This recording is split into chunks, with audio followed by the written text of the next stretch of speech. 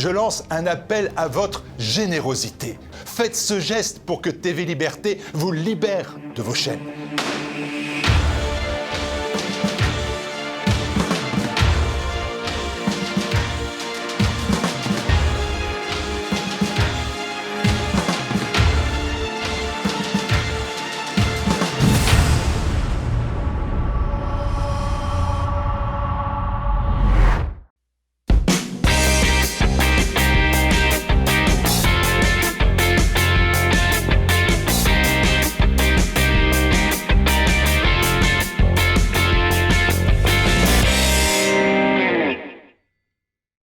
Bonjour à tous et bienvenue dans ce nouveau numéro de cette année-là avec une équipe réduite mais très efficace.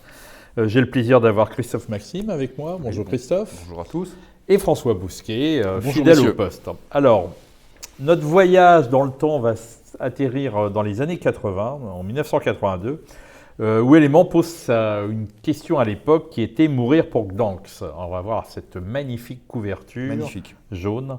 Qui reprend la célèbre formule « Mourir pour Danzig », titre d'un édito célèbre de Marcel Déat en 1939, d'après mes notes, dans le quotidien L'Œuvre. Alors en 1982, l'actualité, c'est pas Danzig, mais ce qui fait l'unanimité dans le camp progressiste, c'est le syndicat Lech Walesa. Je ne sais pas si François, vous avez eu votre petit badge, vous étiez trop jeune, non? Non, j'avais 13-14 ans, il était Moi, très à la mode dans tous les milieux. Moi, je l'ai eu. Hein. Et puis d'autant qu'à l'époque, on en parlera, il y avait derrière lui pas seulement Yves Montand, les nouveaux philosophes, mais aussi Jean-Paul II. Ouais, et ouais. dans ma famille très pieuse, oui. Ouais. Ah oui, c'était formidable ce petit badge. Alors en 1982, Christophe, c'est l'année de quoi? Alors c'est l'année de beaucoup. Alors moi je vais vous faire un petit panorama après votre introduction. C'est juste rappeler, nous sommes dans cette année-là. Donc notre principe, parfois les gens sont perdus un peu, notre principe c'est de revenir sur un numéro d'éléments d'une année précise. Un numéro d'il y a 5 ans, 10 ans, 20 ans, 30 ans, 40 ans. Donc là nous sommes en 1982, superbe couverture. Je crois que c'est mars-avril 82. Effectivement, c'est sur les événements en Pologne. Alors, qu'est-ce qui se passe en 82? Ce qui est intéressant, c'est que là, pour une fois, on met en parallèle ce numéro de 1982 qu'on peut se procurer sur le site. Hein. Ouais. On va voir la couverture là. Nos amis lecteurs, nos amis lecteurs, d'aller se procurer ce numéro qui est absolument génial. Et surtout, c'est un numéro qui répond, ou c'est l'inverse, qui répond à notre numéro actuel en kiosque. Puisque les événements sont troublants, on reviendra sur l'éditorial de Robert Dehert, Alain de Benoît, où on peut quasiment faire un copier-coller de notre époque en changeant à peine le nom du pays, le nom du pays. Donc 82, c'est une année qui est assez riche sur la politique internationale. Alors, en premier lieu, il y a la guerre des Malouines, qui nous intéresse un peu moins, donc Margaret Thatcher et les Argentins. Sur le Proche-Orient, la situation est quasiment équivalente à l'heure actuelle, puisque c'est les opérations d'Israël au Liban, paix en Galilée. C'était seulement en 2024, là en 82, paix en Galilée. Il y a la guerre Iran-Irak, les événements de Syrie, les attentats. Il y a les massacres de Sabra Shatila entre Israël, les milices chrétiennes et autres. Évidemment, il y a les affaires américaines sur le continent américain. Il y a les opérations américaines d'Amérique centrale, Honduras, Nicaragua, Guatemala. En Europe, nous avons aussi des temps un peu troublés, puisqu'il y a les attentats de l'IRA à Londres. C'est des guerres civiles énormes, hein, donc 82, c'est assez intense.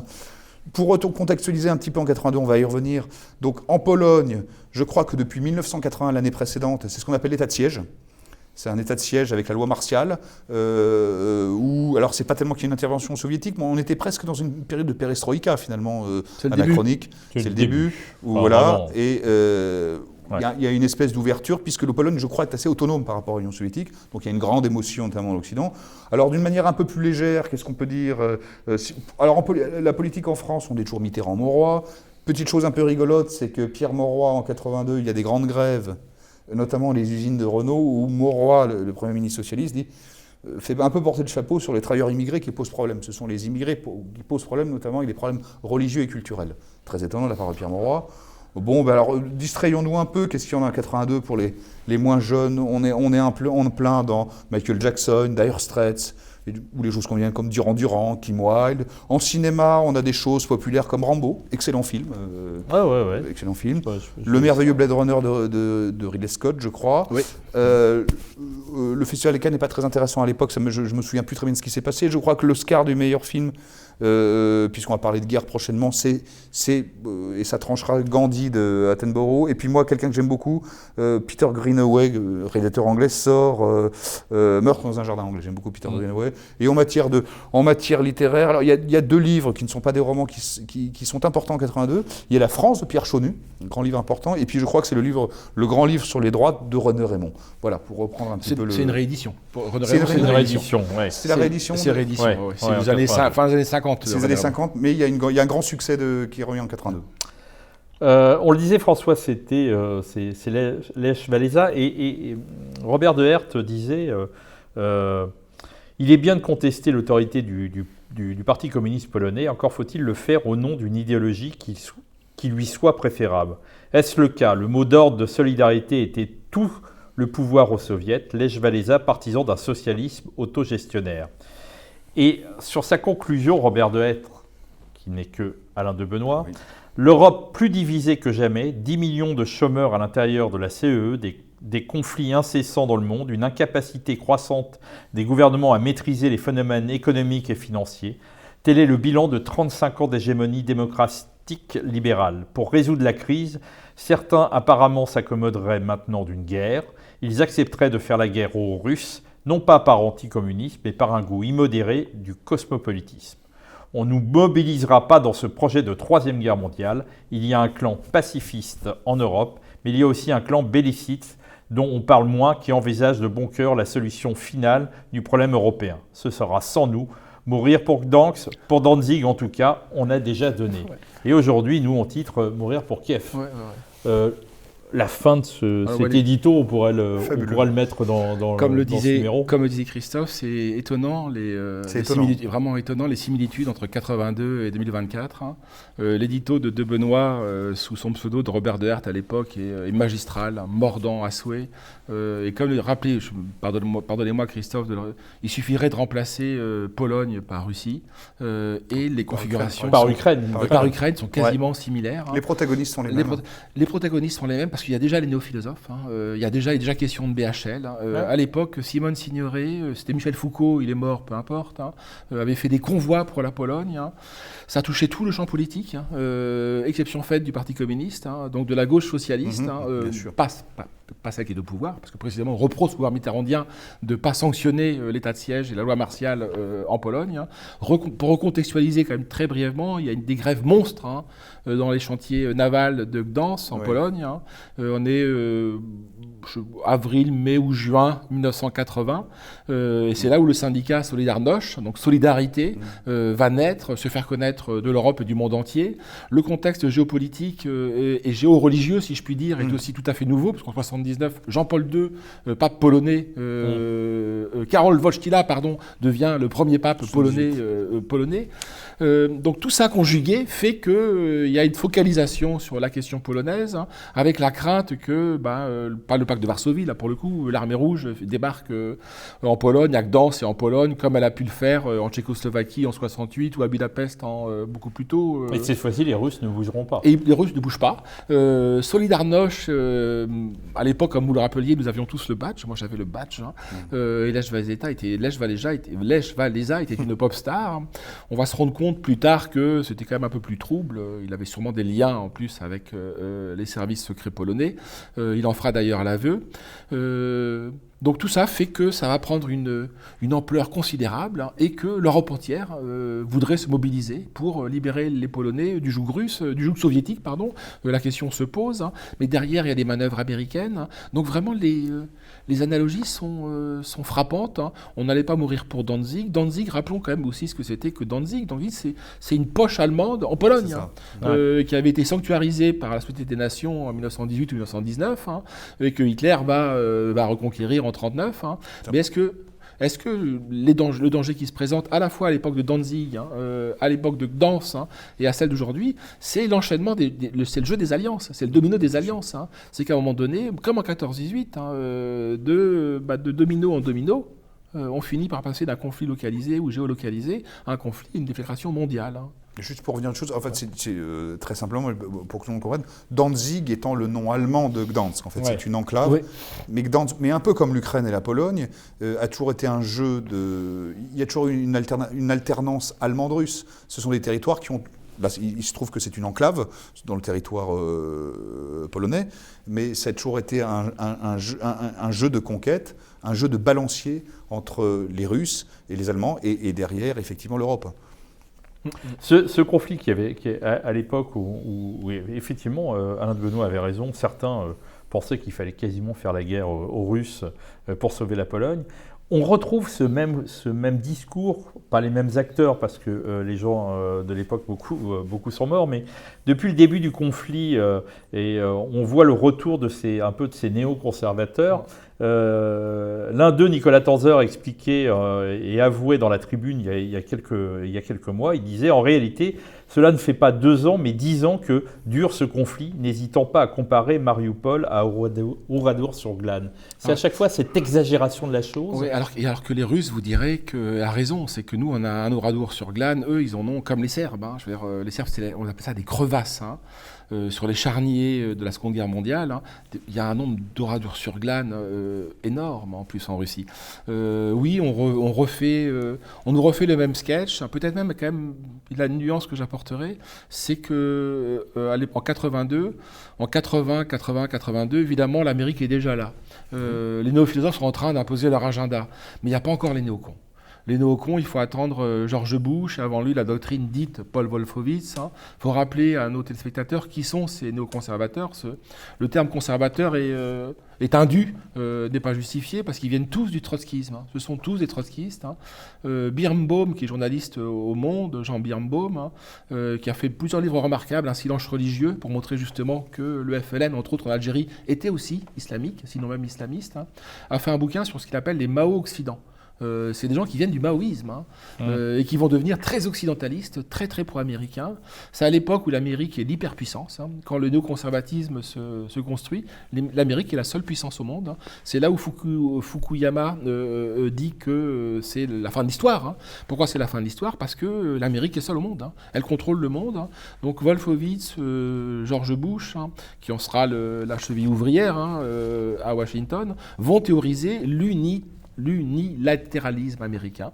Les Américains contrôlent le monde, donc ils ont tous les droits sur Terre. Imposer la notion de guerre préventive et nourrir une rhétorique guerrière, martiale, belliciste, ce qui est le cas aujourd'hui. Alors, ce qui est étonnant, c'est dans l'analyse sur l'idée de la guerre d'Olivier Zajac, qui explique très bien que les idéalistes de la guerre en Irak et en Afghanistan sont les mêmes qui évoquent aujourd'hui la nécessité morale de bombarder l'Iran, déjà premièrement, de finir la guerre en Ukraine ou de préparer la guerre contre la Russie et contre la Chine. C'est-à-dire que c'est toujours les mêmes, alors qu'il y a eu des échecs cuisants pendant des années et des années. Oh, ils se sont trompés partout. Les néocons se sont trompés partout. On ne les a pas pris au sérieux après le 11 septembre, parce que c'est une bande de clowns. Il faut quand même se rappeler, c'est George Bush qui était appelé à l'époque Ubush, Ubu, donc l'articulation de Ubu et de George Bush, Ubush roi, quoi.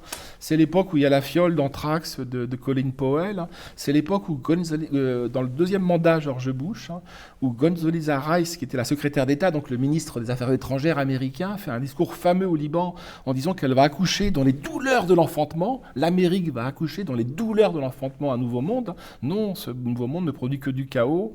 Pakistan, Afghanistan, Irak, Iran, Syrie, Libye.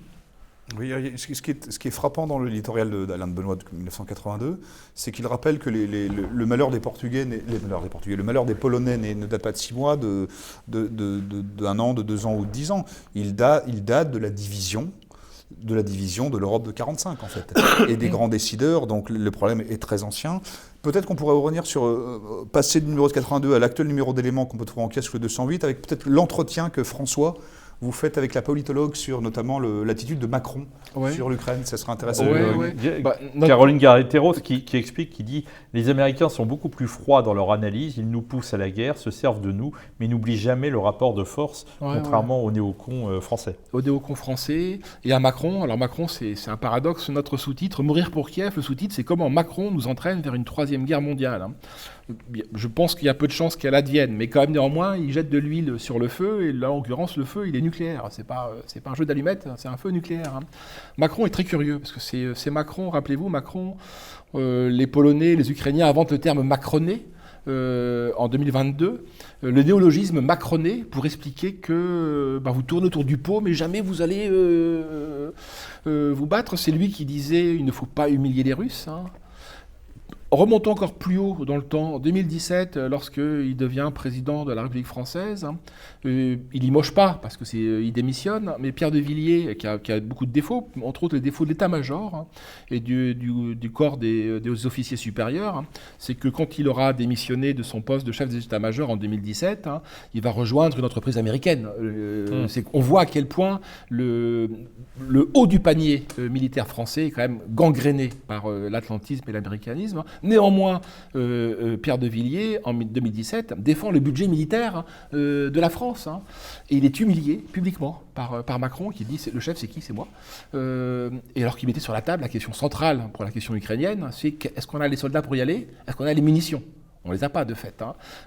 Et cet homme-là, Macron, donc Villiers, Macroné, ne pas humilier les Russes, hein, depuis le début de l'année, n'arrête pas de jeter de l'huile sur le feu, je redis, feu nucléaire. Hein. Les déclarations à l'emporte-pièce, pas à l'emporte-pièce, puisqu'elles sont récurrentes et répétées. Il l'a rappelé dans ce discours surréaliste de la Sorbonne, hein, où il a une logorée pendant 2 heures, délirante, hein, où il veut quasiment mutualiser la force de frappe nucléaire française. Le propre de la souveraineté française a été conçu pour ça. Donc il veut la copartager et la copiloter avec nos partenaires européens. Mais remettre sur la table la question du nucléaire à l'heure où précisément il y a une montée de... Le général Gallois qui intervient dans le numéro de 14 n'aura pas été très content d'entendre ça, je crois. Non, parce que c'est un des pères de la dissuasion nucléaire, hein, pas de la bombe, mais de la dissuasion, donc de la théorie française du recours à la bombe, donc force de dissuasion. Donc Macron n'est pas suivi. Il est suivi par personne. Hein. Je veux dire, tous nos voisins européens se sont démarqués de... Oui, à part un peu la Pologne et les Pays-Baltes. En dehors de la Pologne et des Pays-Baltes. Mais ouais. Parce que pour la Pologne, il n'y a aucun danger existentiel pour la Pologne. Je veux dire, c'est faux de nous faire croire. Pour les Pays-Baltes, c'est différent. Ils ont souvent été grignotés et absorbés par l'ogre russe. Hein. Mais l'obsession de la Russie, c'est sa bordure extérieure, le voisin proche ukrainien, l'Ukraine de l'Est. Hein. Les Russes ne sont venus qu'une seule fois à Paris. En 1815, ils sont pas, ou 14, je ne sais plus. On pensait qu'en 80, ils allaient défiler sur les Champs-Élysées. On n'a pas vu les chars de l'armée rouge, on n'a pas vu les soviétiques. Hein. Sur les attentats qui affectent la France aujourd'hui, le Bataclan, Charlie Hebdo, est-ce que c'est les Russes hein en quoi la Russie constitue un danger, une menace existentielle pour les Européens? On en arrive quand même, c'est là qu'il y a une sorte de soft power qui est assez efficace en France. Il y a cette petite musique de cette équipe des néoconservateurs, que ce soit journalistes universitaires. J'ai cité Nicolas Tanzer, mais il y a aussi Bruno Tertrais, Galia Kerman, Raphaël Glucksmann qui a pris la suite de son père. Hein. Leur mot d'ordre, c'est un peu la fascination des Français pour la Russie et les Russes. Le premier, c'est bien sûr le Front National, le Rassemblement National, etc. Je pense que les téléspectateurs doivent la voir. Elsa Vidal, qui est une journaliste de France 24, une ancienne journaliste de France 24 avec des magnifiques cheveux gris, qui a fait un livre qui s'appelle « La fascination russe ». Comme si en France, il y avait une fascination des Russes. Alors qu'on lit le livre de Fourquet, j'ai l'impression que la fascination, elle est américaine en France. On est en train de nous raconter un peu n'importe quoi sur le sujet. Oui, il y a une menace d'américanisation. Le mode de vie américain, l'obésité, quantité de choses, d'islamisation, c'est une menace réelle, hein, mais il n'y a pas de menace de russisation ou de russification de la France. Hein. Non, ils délirent, ils sont toujours dans leur agenda qui est l'agenda des néocons. Hein. Il a été fixé il y a une vingtaine d'années, il y a une double obsession chez eux, c'est une principalement désormais, c'est la question russe. On le retrouve chez Glucksmann, vous évoquiez le fils, hein. Mais le père avait été énorme hein, en Tchétchénie. Le père avait été énorme. Les assassins de Dominique Bernard et de Samuel Paty ont été armés par les néoconservateurs, les nouveaux philosophes, qui ont défendu les Tchétchènes islamistes, hein, dans les 2 guerres de Tchétchénie, contre la Russie. Je m'étais beaucoup intéressé aux guerres de l'ex-Yougoslavie, mais les premières bases hein, du djihad européen, des convertis, c'est en Bosnie. avec Ilya Izetbegovic et Bernard-Henri Lévy. Qui c'est qui met le chaos en Libye? C'est Bernard-Henri Lévy. Donc en gros, on change les régimes en Syrie, en Libye, et on change les peuples en Europe. Car l'immigration et l'islamisme, que par ailleurs désormais il dénonce, ce qui n'était pas le cas par le passé, eh ben on l'importe à la suite des guerres préventives que nous avons pu faire en Syrie, en Irak, en Afghanistan. Enfin bref, tous les réfugiés ou pseudo-réfugiés qui frappent aux portes de l'Europe c'est le fruit, c'est le résultat de ces guerres de l'Empire, de ces guerres de néocons qui sont toujours au pouvoir. Et je le redis, moi je ne les prenais pas au sérieux parce qu'il faut se rappeler, pour les plus jeunes de nos téléspectateurs, c'était Dick Cheney. Moi, Dick Cheney, je l'appelle, il avait eu un quadruple pontage, il faut l'appeler quadruple forage, hein, parce qu'à l'époque, il était question de prendre tous les champs pétrolifères du Moyen-Orient. C'était ça leur objet. Rumsfeld, hein, c'est un cow-boy. Rumsfeld était un cow-boy. Hein. George Bush, quand il apprend que les Twin Towers sont frappés par les avions de Ben Laden, Michael Moore en avait tiré un documentaire, hein, il est dans une classe avec des enfants, et on vient lui chuchoter à l'oreille. Un avion a percuté une des deux tours jumelles, hein, et il est comme ça, là, prostré pendant 5 minutes. Hein. Donc c'était vraiment des clowns. Avant le 11 septembre, il jouait au golf, hein, en buvant du whisky. Donc comment ces gens-là ont pu contrôler l'appareil, l'État profond et l'appareil américain? Parce qu'on l'a vu même là tout récemment, le Congrès a voté 100 milliards c'est colossal, dont 60 milliards américains dévolus à l'Ukraine, en réalité à l'outil militaro-industriel américain, certes, hein, mais Trump, qui avait dit qu'il ne voterait jamais, a voté. Il a voté. Donc, est-ce que c'est pas l'illusion, ça, de beaucoup de mouvances, de croire que l'arrivée de Trump va changer quelque chose sur le plan de la politique alors déjà, sur le Moyen-Orient, on est clair, ils sont tous d'accord. Sur l'Ukraine, je pense que s'il arrivait au pouvoir, je ne vois pas Trump décider d'arrêter. En tout cas, il ne pourra pas le faire tout seul. Notre correspondant aux États-Unis, Ifan Rundle, nous dit qu'il a quand même l'appareil de renseignement contre lui. En gros, l'État profond contre lui, parce qu'il a tapé dessus pendant 4 ans. Hein. Donc on a vu qu'il a rétropédalé sur le budget des 100 milliards qui a été alloué à l'industrie militaire américaine. En réalité, c'est une aide à l'industrie militaire américaine, pas aux Ukrainiens, hein, je veux dire, l'essentiel de l'aide. Hein. Galacteros nous dit dans l'entretien que néanmoins il faut attendre. Manifestement, le rapport de force a basculé. Il est quand même très largement en faveur des Russes aujourd'hui. Les Ukrainiens sont sur le reculoir et puis les forces en présence sont disproportionnées en termes d'armement et d'hommes. C'est 600 000 hommes côté russe, hein, avec des réserves en termes d'armement considérable. Hein. Et Galacteros nous dit qu'il faut quand même attendre l'élection de novembre ou décembre aux États-Unis et l'intronisation du futur président américain en janvier-février 2025 hein, pour peut-être sortir de cette guerre. Hein, parce qu'à un moment donné, il faut quand même en sortir de cette guerre. C'est ce que nous disent, c'est ce que nous avait dit Lelouch, hein, l'ancien député UMP, c'est ce que dit Védrine, c'est ce que dit Villepin. À un moment donné, il faudra quand même passer à la table de négociation. Et c'est le but, la guerre, elle doit se terminer. Ouais. Et c'est un peu le grand entretien qui est d'Olivier Zajac qui dit on a instrumentalisé la guerre est un instrument politique. Politique, voilà, donc laissons les politiques arbitrer et ne nous projetons pas dans la vision mortifère des néocons, je le redis, ce sont des trotskistes. Et quel est le cœur du trotskisme? C'est la révolution permanente. La matrice, la révolution permanente. Hein. Après on sabote, mais c'est la révolution permanente. Le Trotsky, c'est ça. C'est la révolution dans tous les pays et tout le temps, tous les jours. Et eux, c'est la guerre permanente. Hein. À l'époque, en 2001, les néocons, donc dans la foulée de Paul Wolfowitz, ils étaient très nombreux dans l'univers de George Bush, hein, avaient théorisé la notion de chaos constructeur, hein, qui est très très proche de la destruction créatrice dont l'économiste Joseph Schumpeter avait dit que c'est la spécificité de l'entreprise capitaliste. Hein. On détruit pour créer de la nouveauté. Par exemple, il y a une technologie, Internet, qui remplace le téléphone, etc.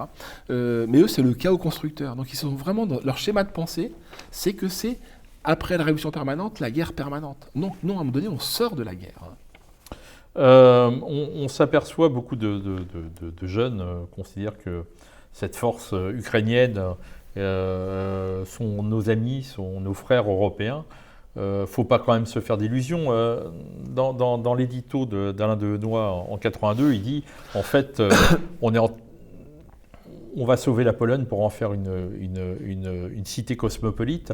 Le jour où, si l'Ukraine gagnait la guerre, grâce aux Américains, les adorateurs de la division Azov, qui fait fantasmer tout le monde, faut pas se faire d'illusions. La première chose que l'Europe ou les Américains demanderont, c'est la dissolution de ce genre de corps, si elle veut rentrer dans l'Europe.